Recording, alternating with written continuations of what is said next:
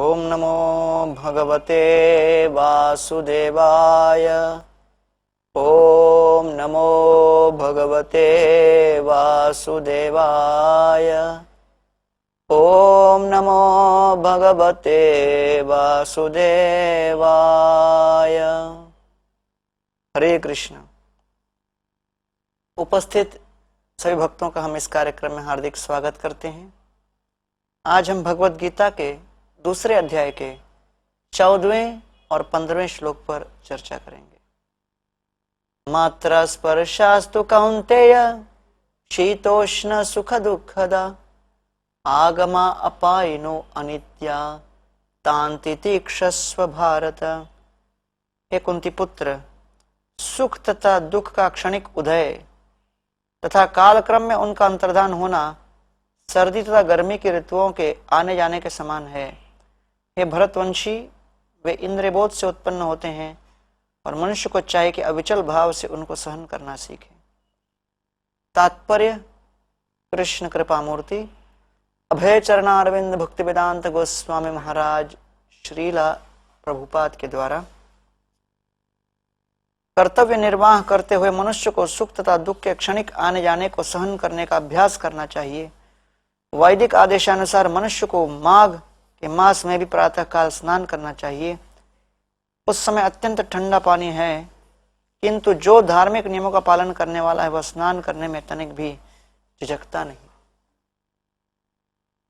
तो भगवान श्री कृष्ण अर्जुन को गीता के श्लोक सुना रहे हैं, गीता का ज्ञान दे रहे हैं और संपूर्ण गीता सुनाने के पश्चात अंत में भगवान श्री कृष्ण ने अर्जुन से ये प्रश्न किया, कच्चित एतत् श्रुतं पार्थ त्वया केग्रेण चेतसा कच्चित अज्ञान सम्मोह प्रणष्टस्ते धनंजय। हे अर्जुन, क्या तुमने संपूर्ण ज्ञान एकाग्रता से सुना, श्रवण किया? कच्चित अज्ञान सम्मोहा, क्या तुम्हारे हृदय के भीतर जो अज्ञान और मोह सन्निहित था, क्या उसका नाश हुआ? प्रणष्टस्ते धनंजय, हे धनंजय बताइए, अब संपूर्ण गीता श्रवण करने के पश्चात आपके मनोभाव कैसे हैं? तो भगवान श्री कृष्ण अर्जुन को गीता का ज्ञान तो दे रहे हैं, लेकिन साथ साथ प्रत्येक जीव को स्वतंत्रता रत्न प्रदान की गई है। जिस स्वतंत्रता रत्न के निर्देश के अनुसार हम अपने जीवन में चयन कर सकते हैं क्या मैं भगवान के प्रति आत्मसमर्पण करना चाहूं अथवा नहीं। तो गीता का ज्ञान तो भगवान श्री कृष्ण अर्जुन को देते हैं, लेकिन कहीं पर यह गारंटी नहीं देते कि गीता सुनो और अपने जीवन में सुख पाओ। नहीं, क्योंकि जगत में क्लेश और दुख जो आने हैं वो त्रिविध ताप आके ही रहेंगे, उनसे हम बच नहीं सकते। इसलिए यहां पर भगवान श्री कृष्ण कह रहे हैं, मात्रा स्पर्शास्तु कौन्तेय। हे अर्जुन, ये भौतिक जगत दुख का सागर है। किसी दुकान में जाते हो, आपको जूस खरीदना है, तो जूस के बोतल के ऊपर उसका नाम इंगित होगा, एप्पल जूस, सेब का जूस, मैंगो जूस, आम का जूस, ऑरेंज जूस, संतरे का जूस। अर्थात उस कैन पर लेबल देखकर आप समझ सकते हो कि उस बोतल के अंदर क्या विद्यमान है। उसी प्रकार भगवान इस भौतिक जगत को निर्माण करते हैं और निर्माण करने के पश्चात इसके अंदर कौन सा रस है, कौन सा जूस है, यह भी हमको स्पष्ट रूपेण वर्णन कर देते हैं। मान लो किसी दुकान में जाकर आप हरे रंग का बोतल देखते हो, आपको लगता है यह अंगूर का जूस है, और सुस्वादु अंगूर के जूस की कल्पना करते हुए आप उस बोतल को खोलते हो और पीते हो, बड़ा कड़वा लगता है, भ्रमित हो जाते हो, दुकानदार पर झल्लाने लगते हो, ये क्या है? और दुकानदार कहता है, बोतल का लेबल देखिए, और लेबल पर क्या लिखा है? करेले का जूस। अरे करेले का जूस तो कड़वा होता ही है, लेकिन यदि स्पष्ट रूप से लेबल पर लिखा है तो वो हमारा उत्तरदायित्व है उसको स्पष्ट रूप से देखकर, निरीक्षण करके, समझकर फिर चयन करे कि मैं कौन सा रस आस्वादन करना चाहता हूं। तो इस भौतिक जगत का भगवान श्री कृष्ण ने निर्माण किया। निर्माता का यह अधिकार बनता है कि वह उस उत्पादित वस्तु के ऊपर लेबल चिपकाए और उसमें स्पष्ट रूप से विवरण दे दे कि उसके अंदर माल क्या है। तो इस भौतिक जगत के उत्पादन करने के पश्चात भगवान ने इस भौतिक जगत के भीतर क्या रस सन्निहित है और आपको क्या अनुभव प्राप्त होगा, इसको स्पष्ट रूप से बताने के लिए इस जगत के ऊपर एक लेबल चिपकाया है। उस लेबल को कहते हैं भगवत गीता। थोड़ी मोटी लेबल है ये, लेकिन लेबल है जिसके ऊपर यह स्पष्ट रूप से लिखा गया है कि क्या जूस, क्या रस इस जगत के अंदर है। भगवान 8वें अध्याय में कहते हैं दुखालयम अशाश्वतम। हे कृष्ण, ये भौतिक जगत केवल दुख आलय है। हे अर्जुन, इस भौतिक जगत में केवल दुख ही दुख है और कुछ नहीं। तो इसलिए ये दुख का रस, ये क्लेश का रस इस भौतिक जगत में छिपा हुआ है। और इस श्लोक में भगवान श्री कृष्ण अर्जुन को कह रहे हैं, हे अर्जुन, ये विचार मत करो कि गीता पाठ सुनने के पश्चात इस जगत के रूप को मैं बदल दूंगा, इस जगत का अनुभव कुछ और होगा। नहीं, इस जगत में जो क्लेश आने हैं वो अनिवार्य हैं, लेकिन उस क्लेश के साथ हमारा अनुभव क्या होगा वो हमारा अपना स्वयं का निजी चयन होगा और उस दृष्टिकोण के अनुसार हम अपने जीवन को जी सकते हैं। इसलिए यहां पर कह रहे हैं तान तितिक्षस्व भारत। हे भरतवंशी अर्जुन, आपके पूर्वज महाराज भरत रहे जिन्होंने अपने जीवन में नाना प्रकार के अनुभव को झेला है, अनुभव किया है। तुम कुंती के पुत्र हो और कुंती ने अपने जीवन में नाना प्रकार के शोक, नाना प्रकार के अनुभवों को झेला है। कुंती के बचपन से अब तक केवल दुख ही दुख उन्होंने झेला, अनुभव किया, लेकिन फिर भी कुंती के पुत्र होते हुए तुम यहां कुरुक्षेत्र की भूमि में इस युद्ध के अनुभव को देखकर घबराकर यहां से पलायन की बात कर रहे हो, यह अनुचित है। अरे कुंती जैसे मां के पुत्र हो, अपने मां का नाम रोशन करो, अन्यथा तुम्हारी मां तुम्हारे इस पलायन को देखकर लज्जित हो जाएगी। कम से कम अपने परिवार का नाम कलंकित मत करो। इस तरह भगवान श्री कृष्ण अर्जुन को प्रोत्साहित कर रहे हैं और कह रहे हैं कि जब क्लेश और दुखों का महासागर आवे, बाढ़ आए, वर्षा हो, तो वर्षा ऋतु में हम वर्षा को रोक नहीं सकते, लेकिन अपने बचाव के लिए अपने हाथ में छतरी ले सकते हैं। यदि किसी दुर्गम मार्ग पर हम चल रहे हो तो उस मार्ग को हम बदल नहीं सकते। जितने कंकड़ पत्थर और नाना प्रकार के अड़चने, बाधाएं और छोटे छोटे जो नाना प्रकार की समस्याएं हमारे पाद या पैर के भीतर घुस जाएं, उसको हम दूर नहीं कर सकते, कांटों को समाप्त नहीं कर सकते, लेकिन अपने पग पर हम जूता अवश्य डाल सकते हैं। उसी प्रकार इस जगत में जीना हो, शांति का सूत्र क्या है? अशांति के नाना प्रकार के कारणों की वर्षापात निरंतर होती रहेगी, लेकिन इस वर्षापात के माध्यम से हमें विचलित नहीं होना चाहिए। इस वर्षापात को स्वीकार करते हुए समझना चाहिए कि मुझे सहन करना है। और सबसे महत्वपूर्ण शब्द इस श्लोक में क्या है? आगमा अपायनो अनित्य। ये नाना प्रकार की समस्याएं और दुख के कारण आएंगे और जाएंगे, ये अनित्य है। जैसे जब वर्षा आरंभ हो जाए, मूसलाधार वर्षा अधिकतर 1 दिन 2 दिन चलेगी उसके बाद वर्षा तो थमेगी ना, और जब वर्षा कुछ थम जाए तब उसके बाद फिर हम अपने दूसरे गतिविधियां आरंभ कर सकते हैं। तो जिस प्रकार पूरे वर्ष भर में नाना प्रकार के मौसम कालक्रम से आते और जाते हैं, उसी प्रकार हमारे जीवन के नाना प्रकार के अनुभव भी, सुख दुख इत्यादि के अनुभव काल क्रम से मौसमों की तरह कभी आते हैं, कभी सुख कभी दुख, कभी अतीव सुख कभी अतीव दुख, और इस तरह ये चक्र चलता ही रहेगा। हमें सहन करना है। जिस तरह हम ग्रीष्म ऋतु में गर्मी को सहन करते हैं और शीत ऋतु में सर्दी को, उसी तरह कभी सुख आए कभी दुख आए उसको सहन करना है। 4 प्रकार के सहनशीलता का वर्णन आता है गीता में। पहला है वेग सहिष्णुता। वेग अर्थात काम क्रोध लोभ इत्यादि हम पर आक्रमण करेंगे, उसके प्रति सहनशील होना है। सबसे पहला है काम। एक व्यक्ति किसी सुंदर स्त्री के चक्कर में पागल हो गया और वर्णन आता है वो उसे छोड़कर कहीं भाग गई, तो ऐसी अवस्था में पागल खाने में उसको भर्ती करना पड़ा। तो पागल खाने का टूर एक व्यक्ति ले रहा था, तो उसका मित्र डॉक्टर था और डॉक्टर ने अपने मित्र को दिखाया, देख उधर कौन सा पागल है, सीधा फैन के ऊपर चढ़कर बैठा हुआ है और देखा जोर से चिल्ला रहा है, देवी देवी देवी। तो मित्र ने कहा कि इसे क्या हो गया?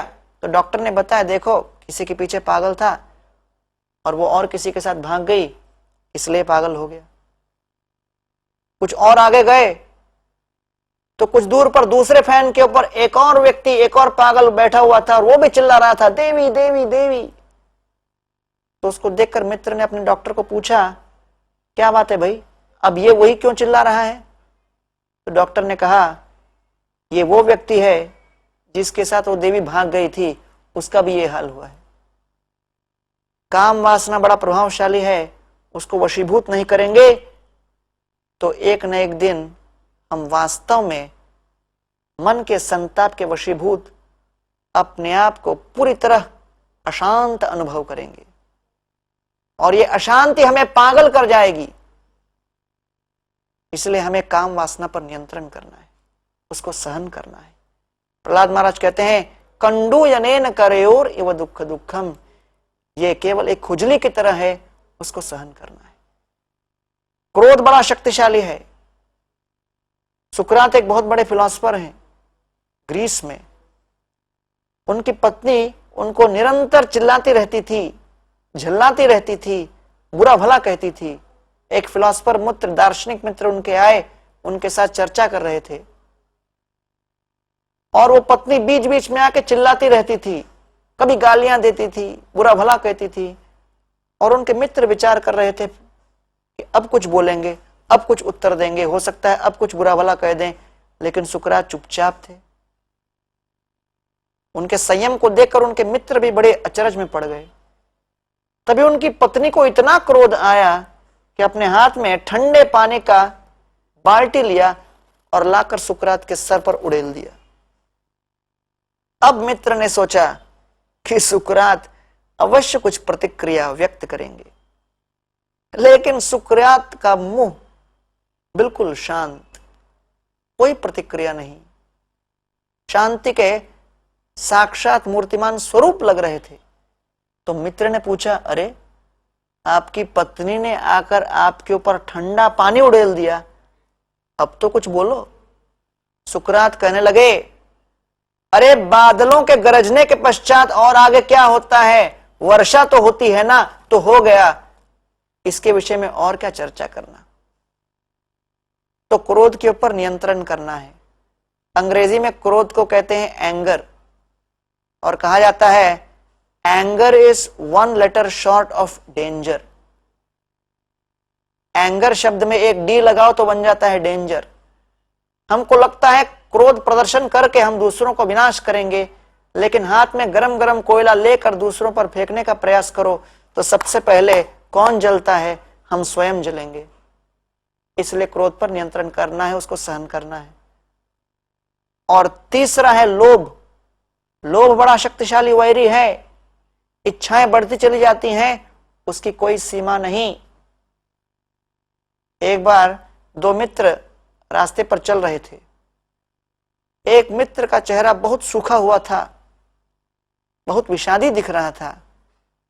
उसके मित्र ने पूछा, क्या बात है दोस्त, दुखी लग रहे हो, उदास लग रहे हो, कोई समस्या है क्या? तो उसने कहा, क्या बताऊं, 3 सप्ताह पहले मेरे एक चाचा जी थे, उनकी मृत्यु हो गई, मेरे लिए 1 करोड़ रुपए छोड़ गए। बोला, अच्छा, बड़ी अद्भुत बात है, फिर क्या हुआ? 2 सप्ताह पूर्व मेरे एक मामा जी थे, उनकी मृत्यु हुई, देहांत हो गया, बुढ़ापे में वो चले गए और मेरे लिए 2 करोड़ रुपए छोड़ गए। उसने कहा, अच्छी बात है, फिर क्या? बोले, पिछले हफ्ते मेरे एक नाना जी गुजर गए, देहांत हो गया और मेरे लिए 4 करोड़ रुपए छोड़ गए। मित्र विचार करने लगे, अरे ये तो बड़ी अच्छी बात है कि आपको इतना कुछ धन मिला, इतना धन प्राप्त करके भी आप बड़े दुखी लग रहे हो, क्या बात है? तो बोले, क्या बताऊं, इस सप्ताह प्रतीक्षा कर रहा हूं, कुछ हुआ ही नहीं है, ये विचार करके अब मैं दुखी हूं। देखिए, लोभ की कोई सीमा नहीं, इच्छाओं की कोई सीमा नहीं, इसलिए लोभ को भी सहन करना है। भगवान श्री कृष्ण गीता में यही कहते हैं, त्रिविधम नरकस्येदम द्वारम नाशनमात्मन कामम क्रोधम तथा लोभम तस्मात् एतत्त्रयम् त्यजेत। काम, क्रोध और लोभ पर विजय प्राप्त कीजिए, अन्यथा ये नरक के द्वार हैं और नरक में आपको प्रविष्ट करेंगे। यह है पहली सहिष्णुता, इसको कहते हैं वेग सहिष्णुता। दूसरी सहिष्णुता को कहते हैं द्वंद्व सहिष्णुता। नाना प्रकार के सुख दुख की परिस्थितियां आएंगी, कभी पुरस्कार प्राप्त होगा, कभी दंड प्राप्त होगा, कभी स्तुति तो कभी निंदा, द्वंद्व सहन करना है। एक व्यक्ति नदी पार कर रहे थे नाव पर, अपने बगल के स्थित एक व्यक्ति से उन्होंने समय पूछा, भाई टाइम क्या हुआ? बड़ा रिष्ट पुष्ट सुडौल 6.5 फुट का पहलवान था। जैसे उससे पूछा गया समय क्या था, उसने अपना मुक्का लिया और इस व्यक्ति के सर पर दे मारा और ये व्यक्ति घबरा गया। अरे, समय पूछा है, आकार इतना विशाल है, इसका अर्थ ये नहीं कि इस तरह उत्तर दे। बाकी लोग कहने लगे, अरे देखो, पूछो उसको क्यों इस तरह से मारा। तो पूछने पर वो कहता है, समय पूछा ना तुमने, 1 बजा है और ये इंगित करने के लिए मैंने तुमको जोर से मुक्का मारा। तो बाकी लोग कहने लगे, अरे चलो, तुम्हारी भी कुछ प्रतिक्रिया होनी चाहिए, चुपचाप सहन नहीं करना चाहिए। तो ये सज्जन कहने लगे, मैं तो बस भगवान को यही धन्यवाद देता हूं कि 1 घंटे पहले मैंने इसको समय नहीं पूछा, क्योंकि 1 घंटे पहले पूछता तो क्या होता, 1 के बदले 12 गिरते। इसलिए नाना प्रकार के द्वंद्व आएंगे।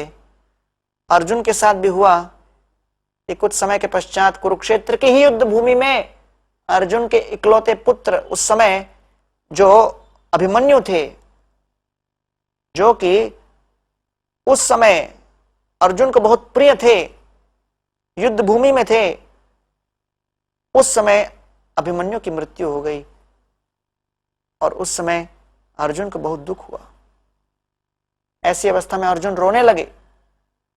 जब अर्जुन रोने लगे, कृष्ण भी रोने लगे। कृष्ण को रोता हुआ देखकर अर्जुन ने पूछा, कृष्ण, अभिमन्यु तो मेरे पुत्र है, मैं रो रहा हूं, तुम क्यों रो रहे हो? कृष्ण ने कहा, अभी अभी संपूर्ण गीता का संदेश दिया है, इसमें बताया है कि कैसे द्वंद्व आएंगे, उसको सहन करना है, ये सब जानकर भी तुम रो रहे हो। अरे, संपूर्ण 700 श्लोक गीता सुनाने का परिश्रम करके भी यदि तुम नहीं समझ पाए, इसको देखकर मैं रो रहा हूं।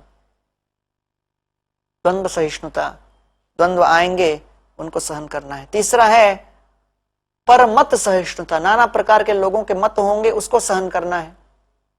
जितने लोग उतने मिथ्या अहंकार, उतने ही दृष्टिकोण, उसको भी सहन करना है। और चौथा है पर उत्कर्ष सहिष्णुता, अर्थात दूसरों की उन्नति, प्रगति इत्यादि को देखकर मन में द्वेष की भावना जागृत होगी। कई बार दूसरों के सफलता को देखकर हम लोग मायूस हो जाते हैं, हतोत्साहित हो जाते हैं। तो वास्तव में पर उत्कर्ष सहिष्णुता, अर्थात दूसरों के उत्कर्ष को भी देखकर हमें उसे सहन करना है, उसका विरोध नहीं करना चाहिए। और हृदय में आनंद की अनुभूति हो तो समझना चाहिए कि हम द्वेष से मुक्त हो रहे हैं, भक्ति में आगे बढ़ रहे हैं। इसलिए चैतन्य महाप्रभु के विषय में कविराज गोस्वामी कहते हैं, वैगुण्य कीट कलितम पैशून्य व्रण पीड़ितम दैन्यार्णवे निमग्नोहम चैतन्य वैद्यमाश्रये। हे भगवान, मेरे रक्त के भीतर नाना प्रकार की भौतिक इच्छाओं का संचार है और द्वेष के फोड़े मेरी त्वचा पर उठ खड़े हुए हैं और मुझे परेशान कर रहे हैं। दैन्यार्णवे निमग्नोहम चैतन्य वैद्यमाश्रये। हे भगवान, आप वैद्य हो, श्री चैतन्य महाप्रभु, मैं विनम्रता के सागर में निमग्न होकर आपसे प्रार्थना कर रहा हूं कि कृपा करके मेरे हृदय के भीतर जितने द्वेष इत्यादि के अनर्थ हैं उन सभी का नाश कीजिए, हरिनामामृत रूपी औषधि प्रदान कीजिए। एने छी औषधि माया नसी बारो लागी, हरिनाम महामंत्र लाओ तुम्हें मागी। श्रील भक्तिविनोद ठाकुर कहते हैं, 14 लोक में यही एक औषधि है, हरिनाम महामंत्र। कृपा करके उसे लीजिए, अपने जीवन को सफल बनाइए। तो ये सहन करना है। और अगले श्लोक में इस सहनशीलता का फल क्या है बताते हैं। यम हि न व्यथयन्त्यते पुरुषम पुरुषर्षभ समदुःख सुखम धीरम सोमृतत्वाय कल्पते। यदि आपने जीवन में केवल ये शिक्षा प्राप्त कर ली कि नाना प्रकार के उत्पात मचेंगे, नाना प्रकार की विपत्तियां आएंगी, नाना प्रकार की विपरीत परिस्थितियां आएंगी, मुझे उन्हें सहन करना है, सहनशीलता का यह रहस्य आप समझ गए, तो उसका परिणाम क्या है। वर्णन आता है, भक्ति के इस कार्य क्षेत्र में कार्य के समय हो सकता है फल कम हो, लेकिन मृत्यु के पश्चात इसका फल अधिक है। जैसे अंग्रेजी में कहते हैं, in bhakti the working benefits and perks are limited but the retirement benefits are unlimited.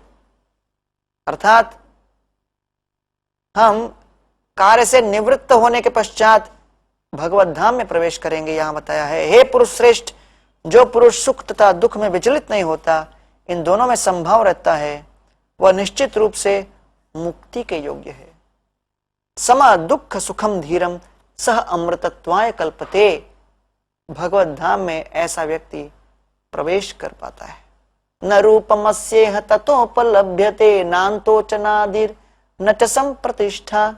अन्यथा ये भौतिक जगत में न आरंभ है न अंत है, इसको हम समझ नहीं सकते, इन क्लेशों को बंद नहीं कर सकते, समाप्त नहीं कर सकते। अपने जीवन में इस तरह सहन करते रहेंगे नाना प्रकार के संताप, तो अंततोगत्वा हम भगवत धाम में प्रवेश करने के योग्य होंगे, अधिकारी होंगे। इसलिए यहां पर भगवान श्री कृष्ण अर्जुन को कह रहे हैं, हे अर्जुन, अब परिस्थिति ऐसी है कि जिनके साथ युद्ध करना है वो आपके सारे वैरी आपके स्वयं के संबंधी हैं।